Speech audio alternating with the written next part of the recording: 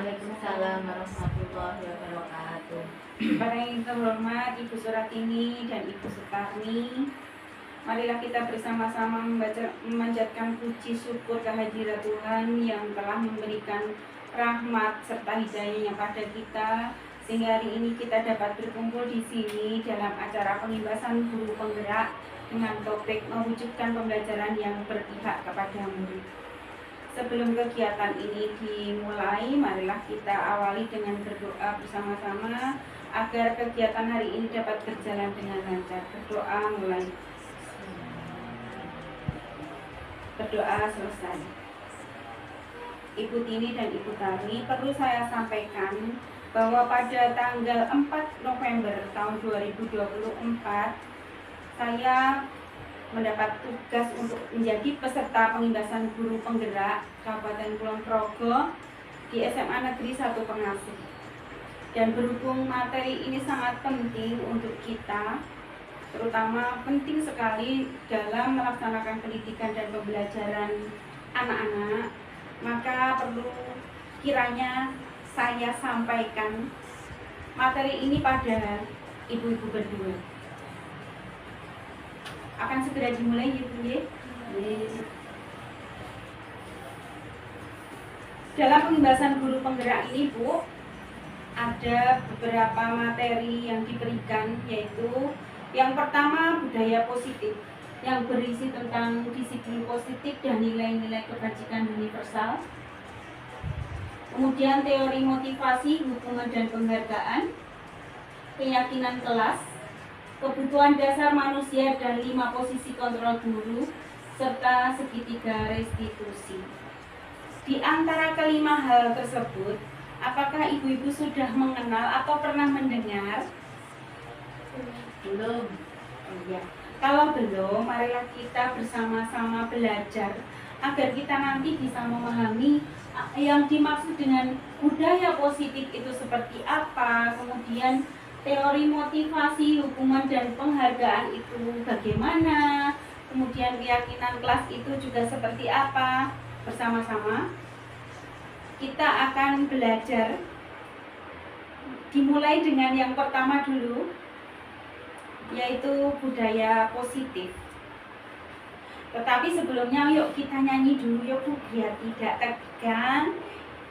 Salah satu yang termasuk budaya positif akan kita sama-sama kita nyanyikan, yaitu lagu Yen Esok Sugeng Enjang. Bersama-sama ya Bu.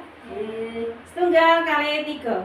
Yen esok sugeng enjang, yen awan sugeng siang, yen sore sugeng sonten, yen bengi sugeng dalu, diparingi matur nuwun, ditimbali matur dalem, arep liwat nderek langkung, yen lepat nyuwun pangapunten. Ya, ini juga salah satu budaya positif ya Bu yang akan kita bahas.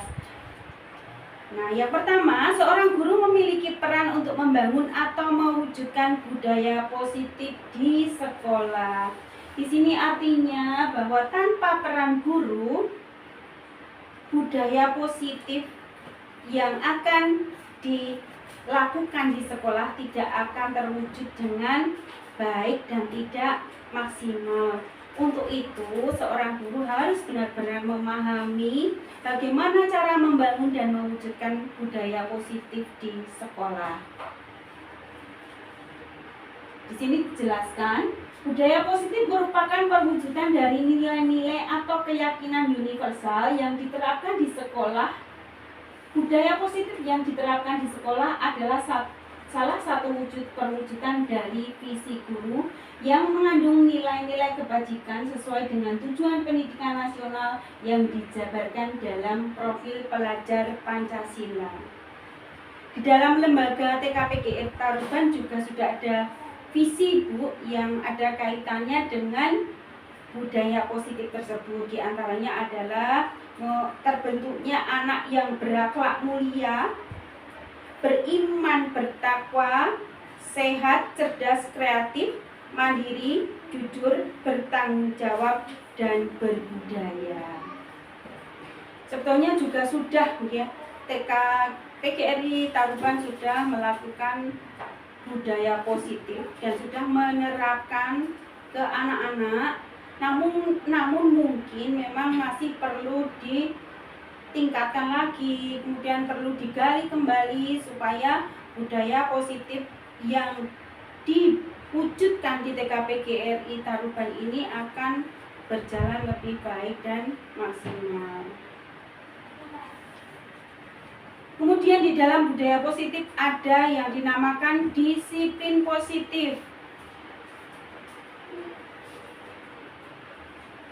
Disiplin positif adalah pendekatan mendidik anak untuk melakukan kontrol diri dan pembentukan kepercayaan diri. Disiplin berbeda sama sekali dengan hukuman, meskipun disiplin sering diterapkan dengan menggunakan teknik hukuman. Seperti yang sering kita lakukan ya Bu, tanpa sadar, kita sering mendisiplinkan anak dengan ancaman ya Bu ya, kadang-kadang. Iya kan ya, kadang-kadang kita misalnya besok anak-anak harus sudah sampai di sekolah jam sekian. Kalau tidak nanti ibu beri hukuman. Nah, kadang-kadang seperti itu, atau dengan ancaman yang lain, misalnya kalau pekerjaan tidak diselesaikan nanti tidak mendapat bintang, tidak mendapat hadiah, atau nanti kalau anak-anak tidak menurut sama bu guru nanti akan diberitahukan pada bapak ibunya. Nah, seperti itu. Kemudian disiplin positif mengajarkan anak bertanggung jawab dan menumbuhkan kesadaran diri sendiri untuk menanamkan nilai kebajikan. Nah, ini yang dimaksud disiplin yang baik. Jadi, disiplin bukan karena ada tekanan, bukan karena ada ancaman hukuman, atau bukan karena mendapat iming-iming hadiah, tapi ada kesadaran dari diri anak bahwa disiplin ini bertujuan baik untukku, bahwa dengan disiplin itu aku menjadi anak yang baik, atau menjadi anak yang pintar, atau menjadi anak yang bisa bertanggung jawab dan lain sebagainya. Jadi disiplin positif adalah yang memang tumbuh dari kesadaran diri sendiri, yang memang berkaitan dengan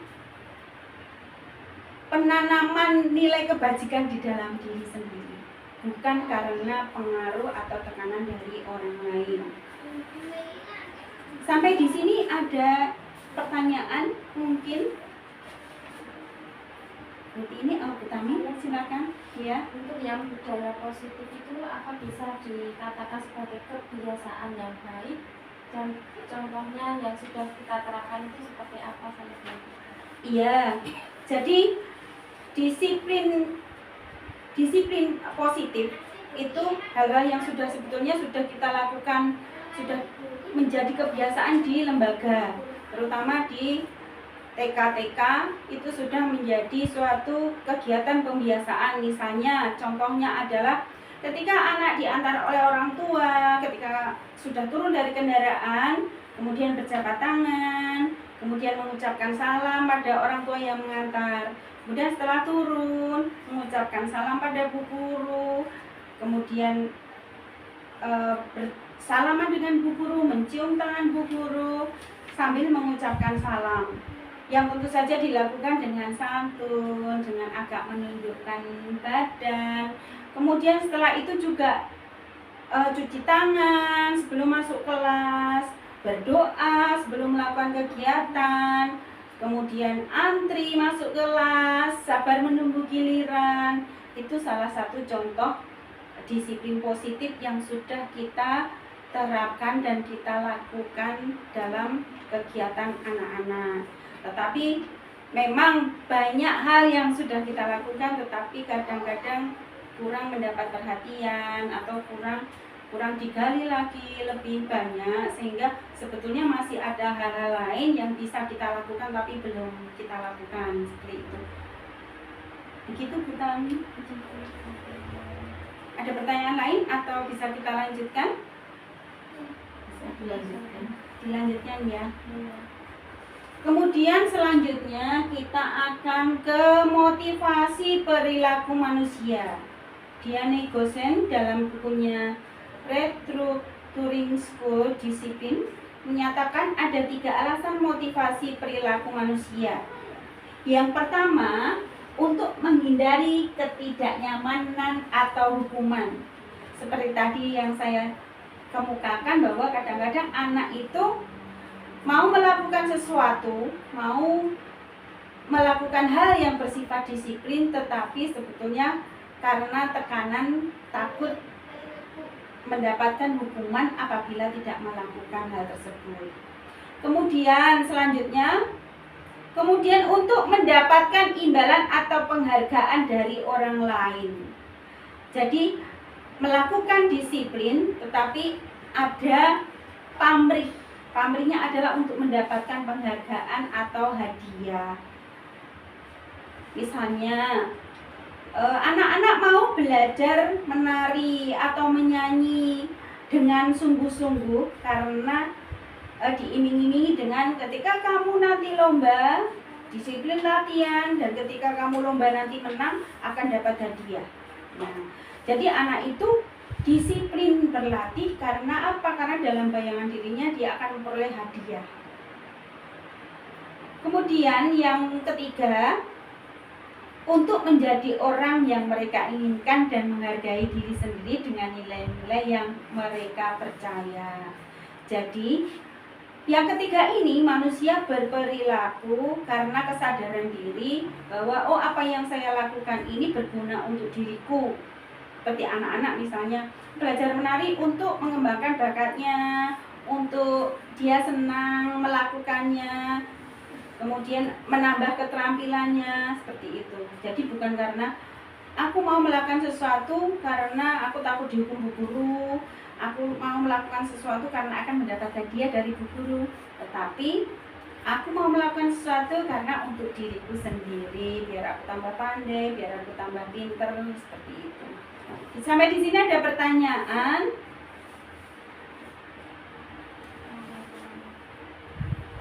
Untuk hadiah Bu, sebaiknya kita itu mengasih atau tidak?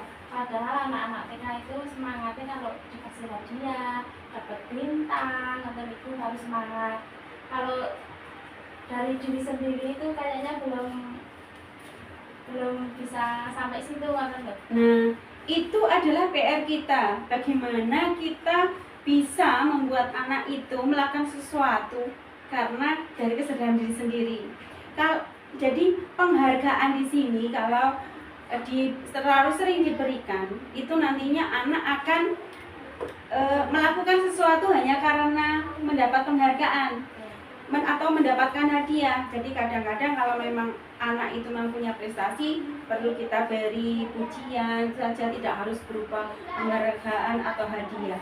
Jadi itu pujian atau wah sudah hebat ya, ini sudah termasuk hadiah juga. Sehingga memang anak-anak perlu tidak dibiasakan untuk melakukan sesuatu karena hukuman dan karena untuk mendapatkan hadiah. Berarti hadiahnya cuma pujian, jempol, itu sudah termasuk penghargaan. Kalaupun misalnya diberikan berupa hadiah atau imbalan, itu jangan terlalu sering ya. Jadi event-event tertentu saja, karena nantinya kalau terlalu sering diberikan atau dijanjikan, itu akan membuat anak melakukan suatu hal karena pamrih mendapat hadiah itu. Sehingga suatu saat ketika tidak mendapatkan hadiah, dia tidak akan bersemangat lagi untuk melakukan hal-hal yang memang diberi tugaskan gitu. Bisa dilanjutkan? Nah, ya. Ini ada teorinya ya, ada teori motivasi, hukuman, dan penghargaan. Ini teori motivasi perilaku manusia untuk menghindari ketidaknyamanan hukuman. Seseorang akan berpikir, apa yang akan terjadi apabila saya tidak melakukannya? Seperti contoh misalnya kita yang orang tua ya, kita misalnya pergi tanpa memakai helm. Biasanya yang terpikir di sini adalah kalau aku tidak pakai helm nanti ditilang oleh bapak polisi. Nah, yang ada seperti itu, masih seperti itu. Kemudian yang kedua, untuk mendapatkan imbalan dari orang atau institusi. Apa yang akan saya dapatkan apabila saya melakukannya? Misalnya, seorang guru rajin bekerja, tetapi yang ada di dalam pikirannya, nanti kalau aku rajin bekerja, gajiku akan cepat naik atau aku akan mendapat bonus dari pimpinan. Nah, itu juga masih ada hal yang lain di luar dirinya, di luar dari kesadaran diri. Itu motivasi yang berasal dari luar, apa yang dimaksud motivasi eksternal. Nah, yang paling bagus adalah untuk menghargai diri sendiri. Saya akan menjadi orang yang seperti apa bila saya melakukannya. Artinya ketika melakukan sesuatu itu atas kesadaran diri sendiri di dalam hatinya, yang mempunyai tujuan disiplin positif yang berguna, bermanfaat untuk dirinya sendiri. Jadi bukan karena hukuman, bukan karena penghargaan, tetapi manfaat untuk dirinya sendiri. Ketika seseorang itu berdisiplin atau melakukan sesuatu dengan sungguh-sungguh, dia akan menjadi orang yang lebih cakap, dia akan menjadi orang yang bertanggung jawab. Jadi bukan karena tekanan atau penghargaan. Sampai di sini sudah bisa dipahami ya? Oke, tadi sudah dipahami, kita akan lanjutkan berikutnya. Nah, ini tadi sudah saya sebutkan juga bahwa tujuan disiplin positif menanamkan motivasi yang ketiga tadi pada murid kita. Nah, kalau tadi itu kita bahas secara umum, maka tugas kita sebagai guru adalah menanamkan motivasi yang ketiga pada murid kita, yaitu untuk menjadi orang yang mereka inginkan dan menghargai diri sendiri dengan nilai-nilai yang mereka percayai. Jadi anak melakukan sesuatu atas kesadaran sendiri, atas kesadaran bahwa itu bermanfaat untuk mereka sendiri. Kira-kira bisa kita lakukan tidak, Bu? Untuk anak-anak. Mungkin untuk SD, SMP, SMA mungkin lebih mudah ya. Tapi mungkin kalau untuk TK memang PR kita untuk pintar-pintarnya kita mencari metode bagaimana menanamkan motivasi yang ketiga ini pada anak TK. Ya, kita belajar nanti ya Bu ya. Kita akan mencari cara bagaimana supaya menanamkan motivasi yang ketiga ini bisa berhasil. Lanjut. Hukuman dan penghargaan berlaku sama. Tadi sudah saya kemukakan bahwa penghargaan dan hukuman itu mengandung suatu tekanan atau pamrih yang bukan dari dirinya sendiri. Nah, ini bahwa penghargaan berlaku sama dengan hukuman dalam arti meminta atau membujuk seseorang melakukan sesuatu untuk memenuhi suatu tujuan tertentu dari orang yang meminta atau membujuk. Kita guru TK sering melakukan ya Bu? Ya. Mungkin bisa memberikan contoh misalnya seperti apa, mungkin Bu Tini atau Bu Tami, silahkan. Saat kita membujuk seperti apa kira-kira, mungkin bisa memberi contoh. Kemudian menjanjikan sesuatu pada anak. Sepertinya kita sering melakukan dan itu mungkin harus kita rubah mulai hari ini. Iya. Contohnya apa Bu? Kalau di kelas saya itu kan ada anak yang males mewarnai. Terus, ini Mas diwarnai. Tapi enggak rampung, mungkin dikasih pita loh. Pitanya teman-teman padahal 4 ya. Itu ancaman ya. Kalau ayo anak-anak, ayo mewarnai harus selesai.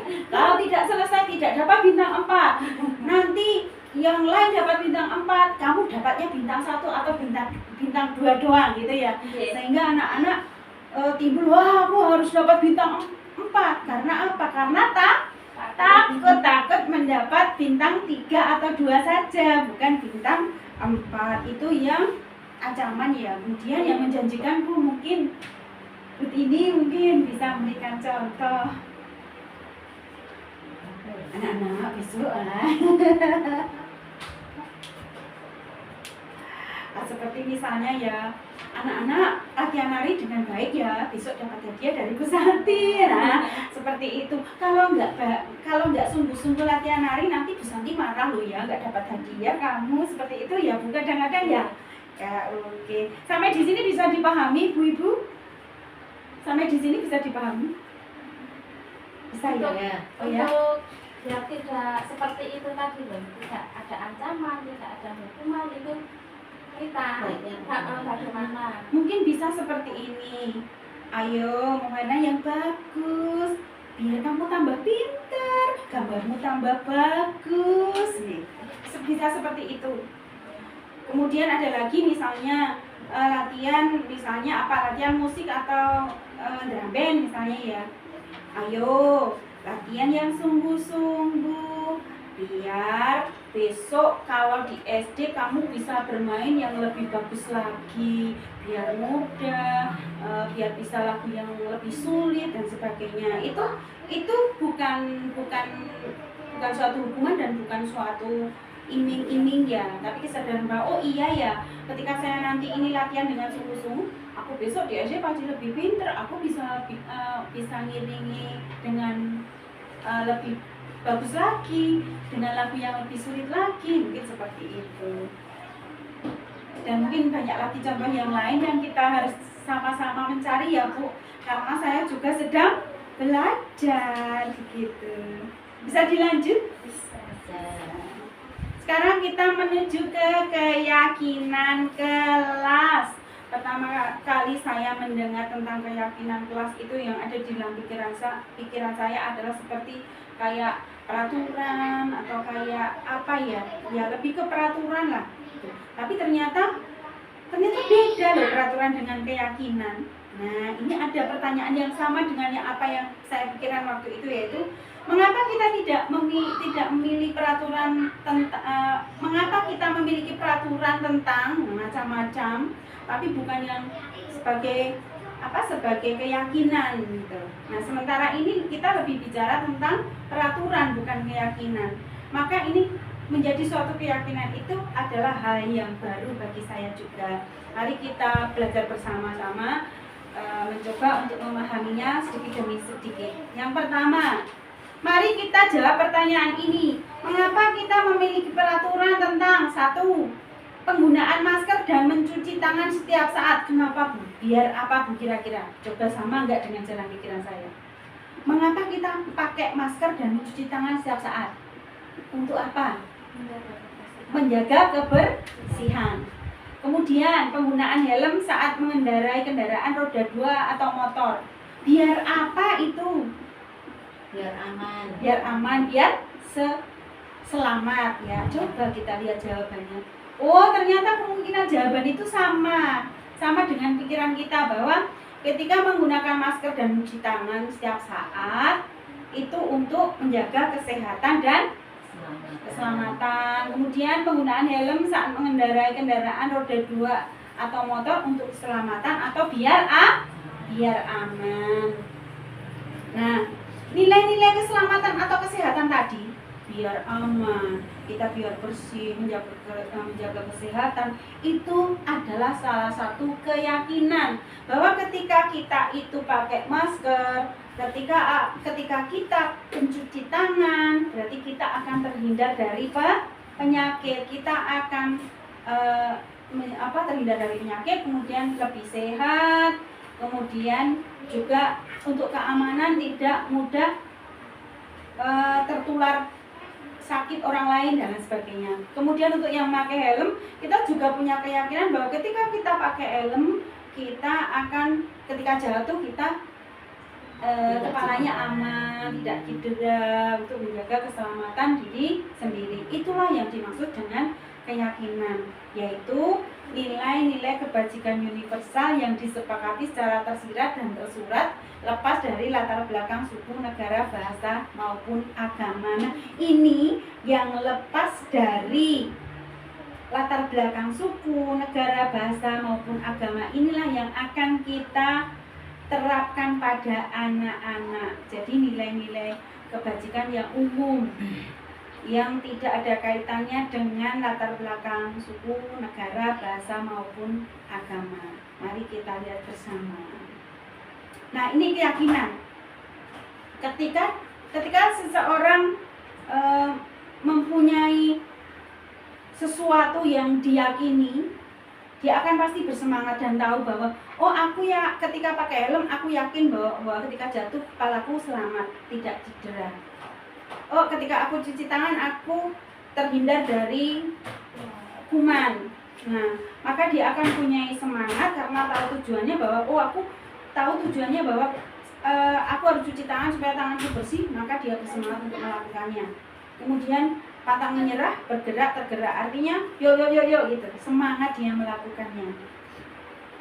Berbeda dengan peraturan. Peraturan kadang-kadang mengikat, membuat tertekan.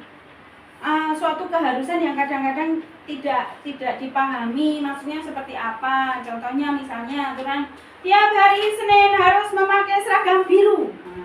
Itu keyakinan atau peraturan, Bu? Kalau di TK kita peraturan. Karena apa? Karena anak tanpa baju biru kita bisa sekolah kok, gitu kan? Jadi kenapa di dalam dirinya tidak ada kepikiran bahwa ketika aku pakai baju biru aku bagaimana, gitu kan? Tidak. Karena apa? Karena dengan memakai baju yang lain pun dia bisa sekolah, bisa tetap sekolah.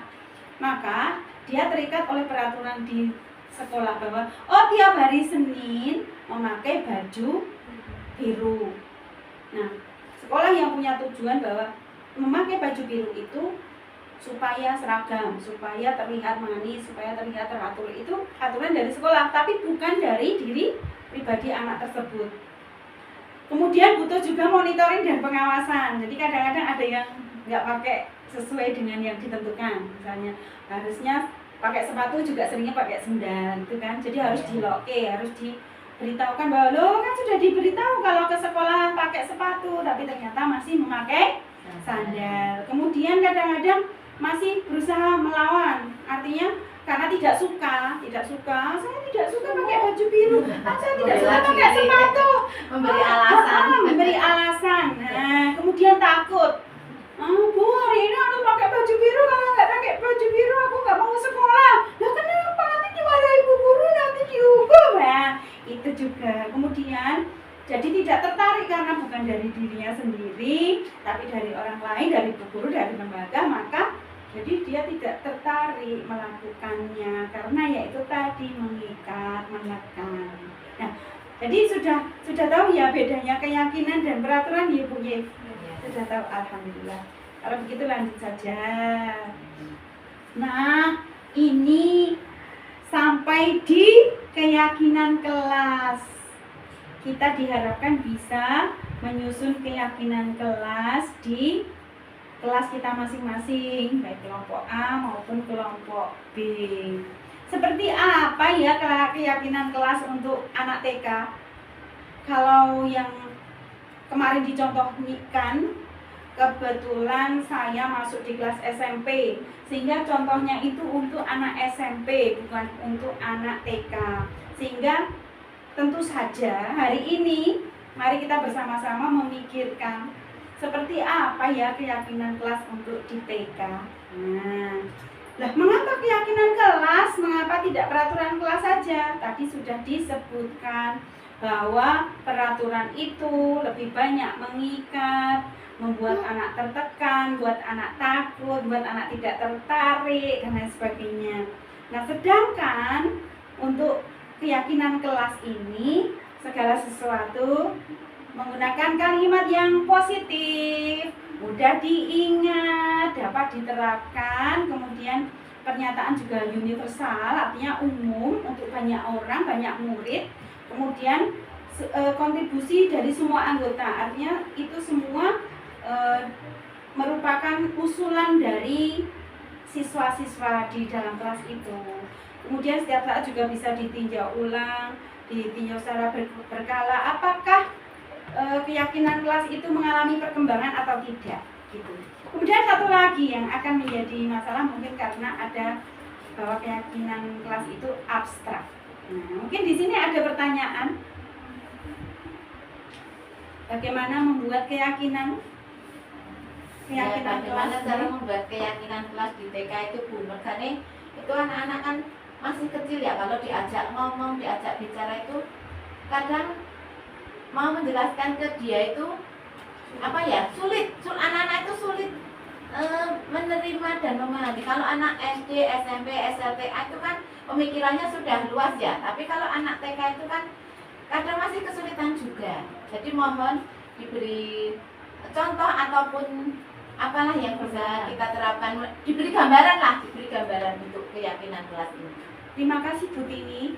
Hal yang Bu Tini tanyakan itu kemarin sempat saya tanyakan kepada narasumbernya tentang bagaimana cara untuk membuat keyakinan kelas, cara mengajak bicara atau mengkomunikasikan pada anak tentang keyakinan kelas itu, dan mendapat jawaban bahwa seorang guru TK harus pintar-pintar untuk menjelaskan pada anak. Di antaranya adalah mencari kata yang lain yang agak mirip. Misalnya kalau saya kemarin kebetulan sudah praktek di kelas saya, dan saya sebutkan di sini bahwa meskipun pertama, yuk anak-anak kita bikin keyakinan kelas.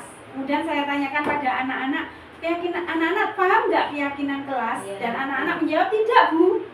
Nah, maka saya jelaskan seperti ini. Anak-anak, yang dimaksud dengan keyakinan kelas itu adalah hal-hal baik yang akan kita lakukan di dalam kelas kita, yang kita sepakati bersama. Begitu. Dan sepertinya anak-anak memahami, Bu. Bisa memahami dengan kalimat lain seperti itu. Jadi selain mengatakan tentang keyakinan kelas, juga ada kalimat lain yang mudah dipahami oleh anak, terutama untuk anak TK yang jalan pikirannya masih sederhana gitu ya. Contohnya misalnya seperti ini, Bu.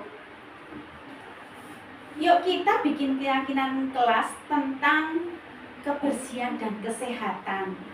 Ayo, apa hal baik yang ada kaitannya dengan kebersihan? Ayo gitu. Anak-anak bilang mencuci tangan, Bu. Nah, dengan jawaban membuang sampah. Nah, dengan seperti itu berarti anak-anak bisa menerima pengganti dari kata keyakinan. Seperti itu ya? Ya, mungkin seperti itu. Jadi mungkin ada, seandainya nanti ada kata-kata lain yang lebih sederhana lagi yang mungkin bisa ibu-ibu terapkan, mungkin bisa dicoba. Yang penting adalah tujuan, sampai di tujuannya bahwa ini akan membuat suatu keyakinan kelas seperti itu ya. Ya.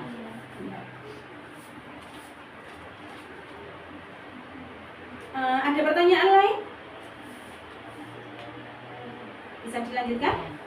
Oke.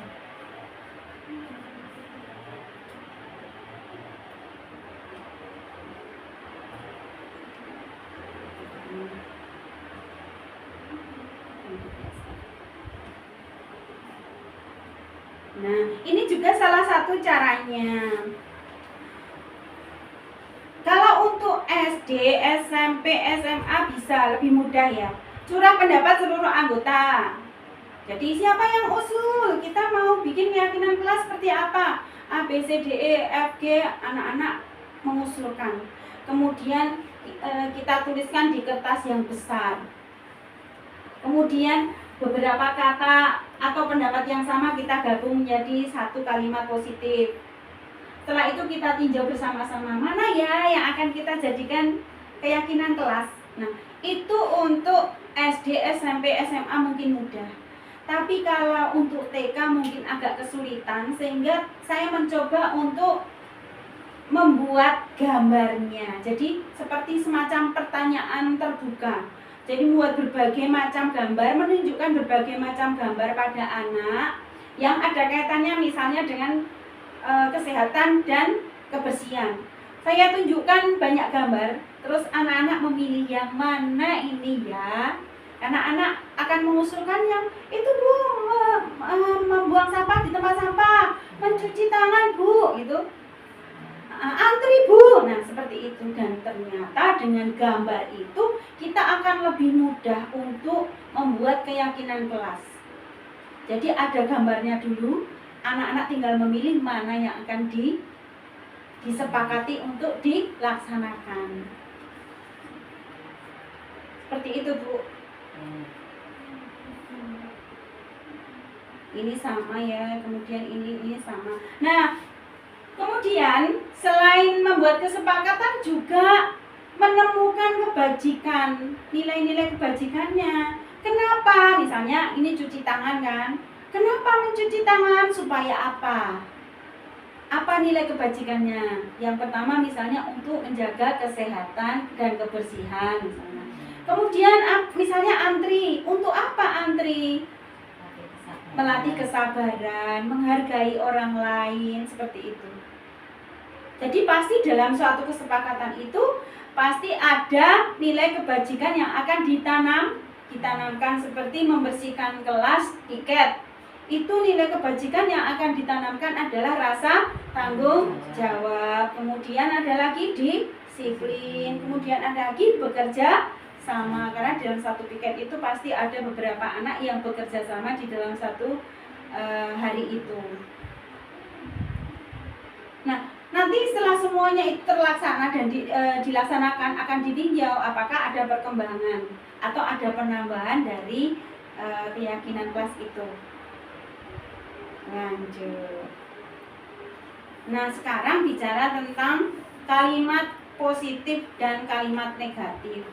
Kita dianjurkan untuk selalu menggunakan kalimat positif. Di dalam membuat keyakinan kelas juga demikian. Kita menggunakan kalimat yang positif. Jadi jangan terlalu banyak kata larangan. Tidak boleh. Jangan, itu jangan. Tetapi misalnya sebetulnya dilarang berlari-lari di kelas, tapi kalimatnya menjadi berjalan di kelas. Kemudian tidak ramai di kelas, diganti mendengarkan guru. Dilarang buang sampah sembarangan, diganti dengan kalimat positif membuang sampah pada tempatnya. Datang tidak boleh terlambat, diganti waktu datang tepat waktu. Seperti itu. Nah, ini sekarang kira-kira nilai keyakinan kelas apa yang ingin diwujudkan dengan kegiatan ini? Selalu mengembalikan buku pada tempatnya. Nilai kebajikannya apa, Bu? Misalnya mengembalikan buku pada tempatnya. Nilai kebajikannya adalah salah satunya tanggung jawab. Ketika mengambil suatu benda di suatu tempat nanti harus mengembalikan lagi.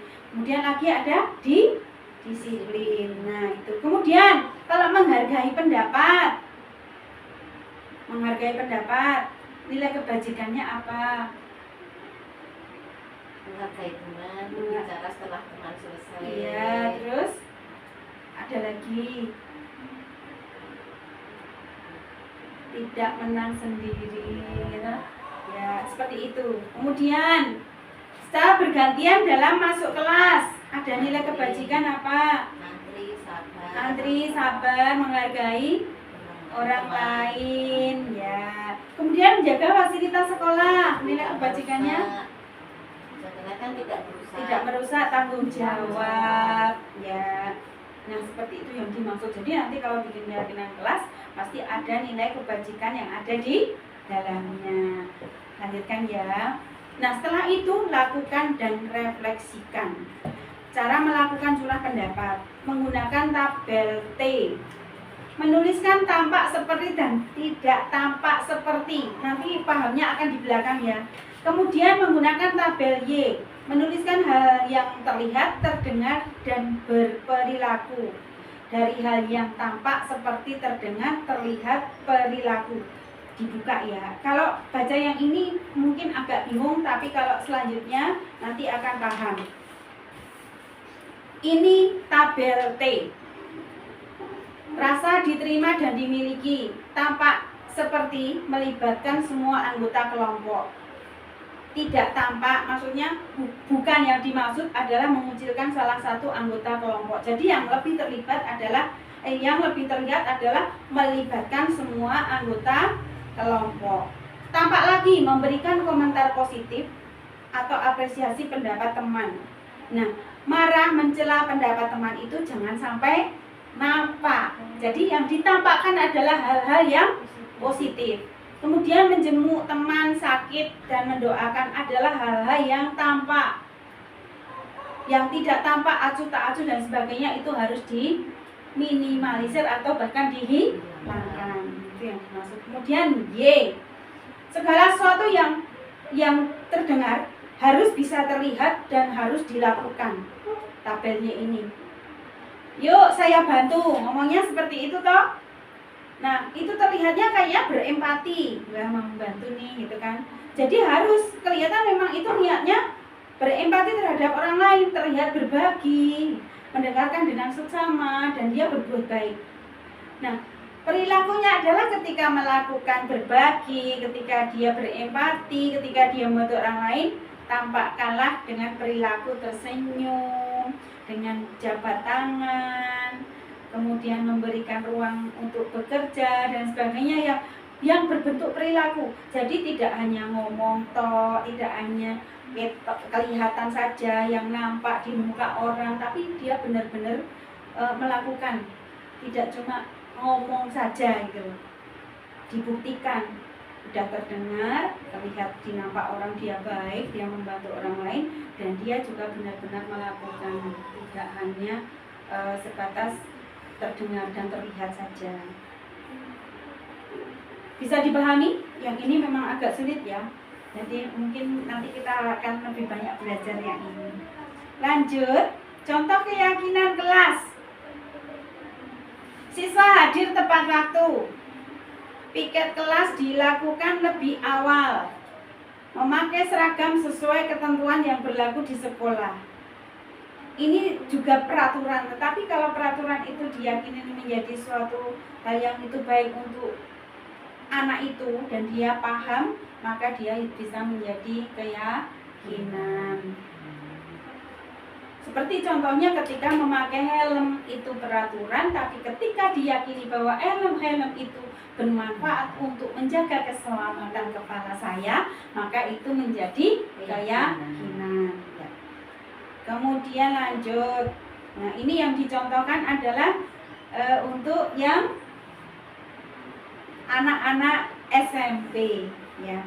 Kalau untuk kita mungkin tadi yang bisa disebutkan tadi ya, misalnya mencuci tangan sebelum masuk kelas, antri sabar menunggu giliran, kemudian membuang sampah ke tempat sampah, saling menyayangi dengan teman. Apalagi ya Bu, kira-kira? Menghormati guru. Kemudian apalagi? Mengembalikan alat-alat atau mainan ke tempatnya. Kemudian apalagi yang berupa tanggung jawab? Apalagi Bu yang berupa tanggung jawab? Begitu juga bisa ya, seperti itu ya. Kiranya ibu-ibu bisa membuat ya, yakin ya. Ya. Nah, mari kita menerapkan keyakinan kelas di kelas kita masing-masing. Saya sudah mencoba. Nanti akan sedikit saya perlihatkan hasilnya ya. Akan saya perlihatkan hasilnya. Sekarang lanjut lagi. Nah, ini ada yang dinamakan posisi kontrol. Kita sebagai guru itu ada yang dinamakan dengan posisi kontrol. Apakah itu? Pernah mendengar Bu? Belum ya. Ini saya juga baru mendengar ketika ikut pengimbasan. Ternyata seperti ini Bu. Ada 5 posisi kontrol guru. 1 sebagai penghukum. Kedua, pembuat orang merasa bersalah. Yang ketiga, sebagai teman. Yang keempat, motivator atau pemantau. Yang kelima, manajer. Nah, seperti apa ya? Nah, coba kita lihat. Penghukum. Ciri-ciri: nada suara tinggi, bahasa tubuh, mata melotot, dan jari telunjuk menunjuk-nunjuk, menghardik. Terlambat lagi, pasti terlambat lagi, selalu datang terlambat. Kapan bisa datang tepat waktu? Sambil melotot. Nah, kemudian hasilnya kira-kira bagaimana? Kemungkinan muridnya takut kalau di TK ya, kalau di SD, SMP, SMA bisa marah. Kalau di TK biasanya takut, kemudian menangis, terus tidak mau sekolah. Seperti itu. Lanjut yang kedua, pembuat merasa bersalah. Nada suara memelas, halus, sedih, bahasa tubuh merapat pada anak, terlihat lesu. Kemudian seperti apa? Contohnya, kamu ini bagaimana ya? Kamu sudah berjanji dengan ibu tidak akan terlambat lagi. Kamu kenapa ya senang sekali mengecewakan ibu? Ibu benar-benar kecewa sekali. Nah, ini kadang-kadang Budi ini seperti itu. Iya, seperti itu. Sehingga anaknya merasa bersalah, telah mengecewakan bu guru, telah mengecewakan orang tua, merasa gagal, kemudian biasanya menarik diri, terus tertunduk, terus muram, seperti itu. Sedih, menangis. Kemudian selanjutnya adalah sebagai teman. Ciri-cirinya: nada suara ramah, akrab, dan bercanda. Bahasa tubuh merapat pada murid, mata dan senyum jenaka. Bagaimana sih kamu? Kemarin kamu sudah janji ke bapak, ke ibu loh. Kenapa terlambat lagi? Ayo, sambil tertawa-tawa, kemudian ya sudahlah, nggak apa-apa. Duduk sana. Nanti bu guru bantu kamu ya. Nah, sambil senyum-senyum, akhirnya murid akan merasa senang dan akrab dengan guru itu, termasuk dampak yang positif. Hanya saja di sisi negatif, murid menjadi tergantung pada guru tersebut. Aku kalau sama Bu Tini nggak takut, Bu Tini kan temanku. Nah, kalau sama Bu Santi aku takut, Bu Santi sukanya marah. Tapi kalau sama Bu Tini nggak marah. Nah, seperti itu. Seperti itu. Sama Bu Tami nggak takut Mas Nova, tapi sama Bu Tini takut. Nah, seperti itu. Pastinya Bu Tami seperti temanku ya. Bu Tini seperti penghukum.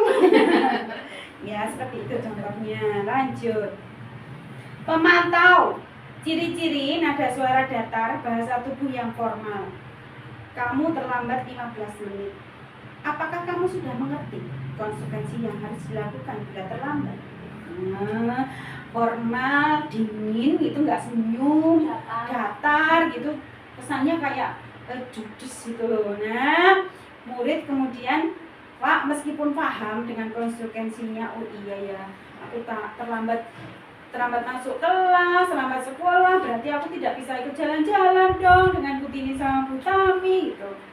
Nah, dia tidak ikut dan dia kecewa, dia terpaksa aku nggak bisa ikut tadi gitu. Jadi memahami konsekuensinya kalau melakukan pelanggaran, tapi juga melaksanakan konsekuensi itu dengan keterpaksaan. Jadi masih ada keterpaksaan, bukan dengan keikhlasan. Nah, yang terakhir, manajer. Ciri-ciri: nada suara tulus, bahasa tubuh tidak kaku, mendekat ke murid. Jika kamu terlambat, kira-kira bagaimana kamu akan memperbaiki masalah ini? Saya menghargai usahamu untuk memperbaiki diri. Nah, jadi menegur tapi juga memotivasi untuk memperbaiki diri. Kemudian murid mengetahui adanya suatu masalah dan memahami diri untuk mengambil langkah dalam rangka memperbaiki diri. Nah, itu kelima tadi. Mau dilihat contoh videonya? Boleh, akan saya putarkan ya.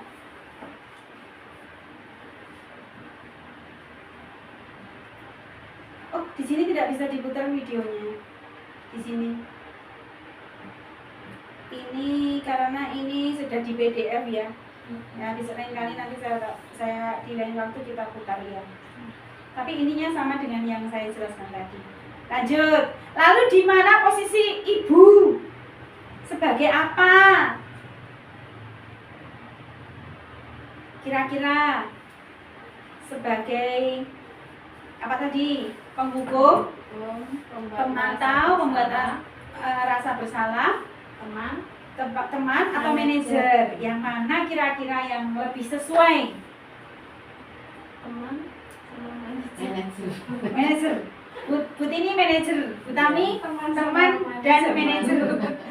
Yang paling sesuai itu sebenarnya manajer, tetapi dalam waktu-waktu tertentu atau keadaan tertentu, ibu-ibu bisa, tapi jangan terlalu sering ya, mengambil kontrol yang lain. Jadi melihat keadaan anak. Misalnya anak itu waktu itu emosinya sedang lebih nyaman ketika kita sebagai teman, ya kita sebagai teman. Ketika anak itu memang harus agak kita beri penegasan, mungkin bisa ke penghukum, tapi jangan terlalu sering.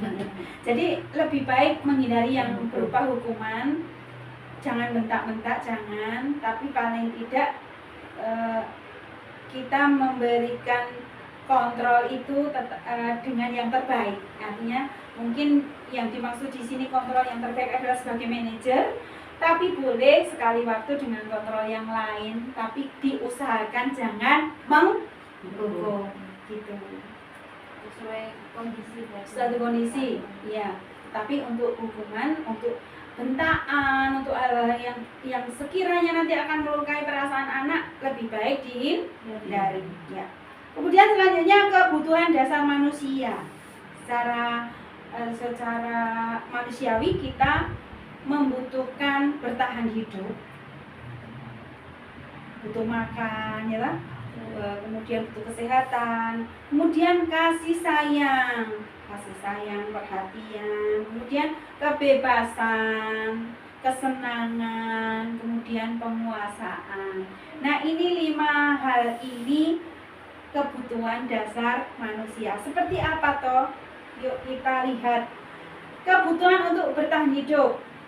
Kebutuhan ini meliputi kebutuhan akan makanan, air, tempat tinggal, pakaian, dan keamanan. Mau tidak mau kita memang pokok ini harus ada. Kemudian kasih sayang. Kebutuhan kasih sayang dan rasa diterima. Kebutuhan ini meliputi kebutuhan akan rasa cinta, kasih sayang, penerimaan, dan hubungan sosial. Andaikan ini tidak ada, kira-kira bagaimana, Bu? Hampa. Anak juga akan apa? Biasanya menjadi pemurung, kalau bisa juga nanti jadi emosional, jadi suka mukul temennya, jadi suka rewel, nangis, dan lain sebagainya. Lanjut, kebutuhan kebebasan. Kebutuhan ini meliputi kebutuhan akan otonomi, pilihan, dan kontrol atas kehidupannya sendiri. Contohnya apa, Bu? Bebas untuk berkreasi, bermain. Terus apa lagi? Menentukan pilihan yang berhubungan dengan hobinya, kesukaannya, seperti itu. Juga ini untuk anak-anak juga penting, kita harus memberikan kebebasan untuk memilih permainan, memilih minat sesuai dengan bakatnya. Merdeka belajar. Oke, lanjut. Kemudian selanjutnya kebutuhan kesenangan. Kebutuhan ini meliputi kebutuhan akan pengalaman yang menyenangkan dan memuaskan. Butuh hati yang senang, jalan-jalan, refreshing, berbelanja. Kalau anak-anak ya diberikan mainan, diajak jalan-jalan orang tuanya, ke taman bermain. Ya, lanjut.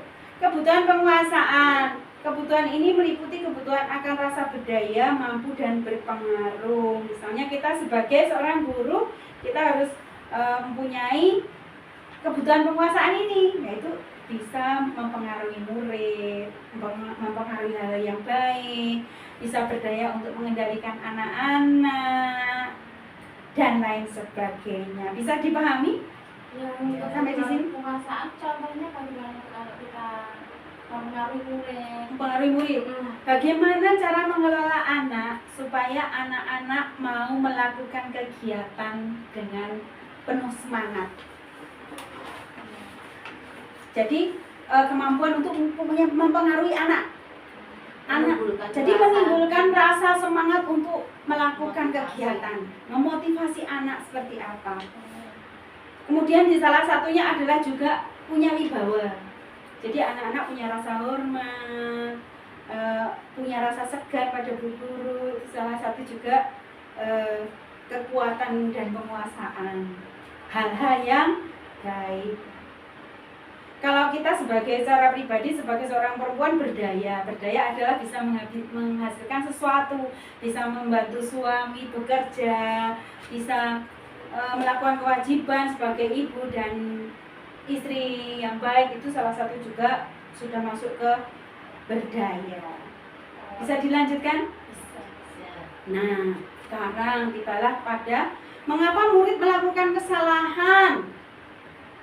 Ketika seorang murid melakukan suatu perbuatan yang bertentangan dengan nilai kebajikan atau melanggar peraturan, hal itu sebenarnya dikarenakan mereka gagal memenuhi kebutuhan dasar mereka. Karena hal 5 tadi itu berpengaruh pada diri anak, sehingga diperlukan restitusi atau usaha mengembalikan kepada kondisi semula yang semula baik tetap menjadi baik. Nah, ini ada namanya segitiga restitusi. Diane Gosen dalam bukunya Restitution ya, telah merancang sebuah tahapan untuk memudahkan para guru dan orang tua dalam melakukan proses untuk menyiapkan anak untuk melakukan restitusi bernama segitiga restitusi. Nah, ada 3 langkah dalam segitiga restitusi, yaitu yang pertama, menstabilkan identitas. Caranya adalah dengan teori kontrol, kita semua akan melakukan hal yang terbaik yang bisa kita lakukan. Kemudian yang kedua, validasi tindakan yang salah. Teori kontrolnya, semua perilaku memiliki alasan.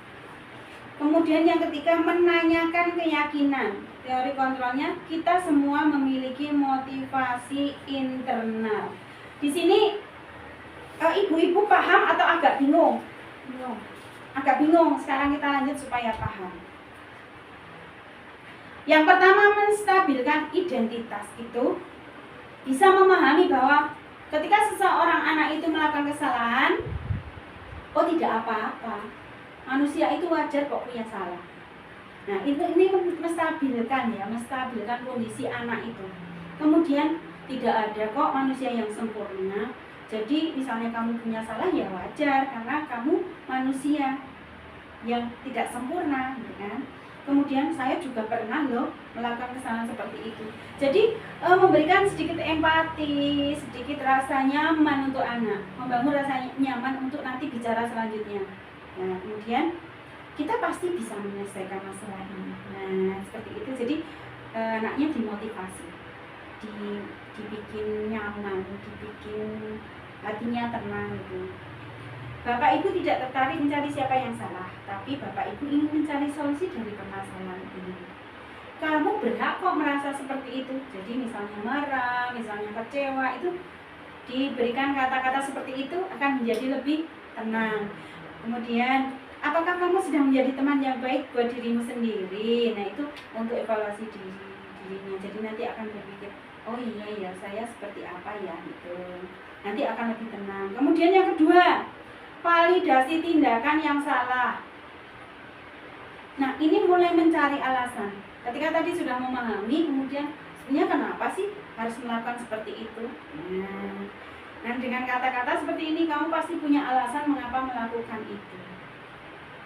Kamu boleh mempertahankan sikap itu, tapi kamu harus menambahkan sikap yang baru. kamu patut bangga pada dirimu sendiri karena kamu telah melindungi sesuatu yang penting buatmu. Jadi masih ada sedikit rasa empati, tapi sudah mulai menuntut untuk mempertanggungjawabkan, mulai lanjut menanyakan keyakinan. Apa nilai-nilai yang setelah disepakati? Apa bayangan kita tentang kelas yang ideal? Kamu mau jadi orang seperti apa? Sekarang kita contohkan seperti ini ya. Saya, kebetulan di kelas saya ada seorang anak yang iseng dengan marah menyembunyikan sepatu temannya. Nah, kemudian saya panggil dan saya melakukan langkah pertama, yaitu menstabilkan identitas dengan menanyakan, menyenangkan tidak kegiatan hari ini? Oh tidak Bu, saya marah, saya tadi soalnya saya menyembunyikan sepatunya teman itu. Nah, kemudian oh iya, kenapa kamu marah? Nih, kemudian jawabannya adalah karena saya diganggu Bu Guru. Nah, ini jawaban saya adalah untuk menstabilkan dia. Saya mengatakan bahwa oh iya, karena kamu sering diganggu ketika belajar, ya wajarlah kamu marah ya. Ini menstabilkan identitas sehingga dia merasa dekat, dia merasa bahwa marahnya dia ada orang yang memahami. Nah, kemudian mulai saya ajak ke validasi tindakan yang salah. Kenapa harus menyembunyikan sepatu? Biar dia kapok Bu, biar dia tidak mengulangi lagi. Nah, dengan alasan seperti itu kemudian saya ajak ke keyakinan yang telah dibuat di kelas. Nah, kita pernah loh kita bikin kesepakatan agar pertemanan itu baik itu seperti apa? Saling sayang Bu, jawabannya seperti itu. Nah, sebaiknya kamu gimana dengan teman biar semua jadi baik? Saya minta maaf Bu, terus yang lain saya tidak mengulangi lagi. Oke, berarti besok semua akan menjadi baik lagi karena sudah tidak menyembunyikan sepatunya, sudah tahu bahwa menyembunyikan sepatu temannya itu adalah suatu hal yang membuat pertemanan menjadi tidak baik. Seperti itu kira-kira. Mungkin ada yang bisa didiskusikan? Tidak ada? Tidak ada. Bisa ya Bu, kita terapkan segitiga restitusinya? Insya Allah. Oke lah, kalau begitu ternyata ini besok kita buka di ini ya, di PPM, atau nanti saya putarkan videonya nanti di lain waktu karena sepertinya ini agak panjang, tapi ini butuh untuk kita cermati bersama. Oke.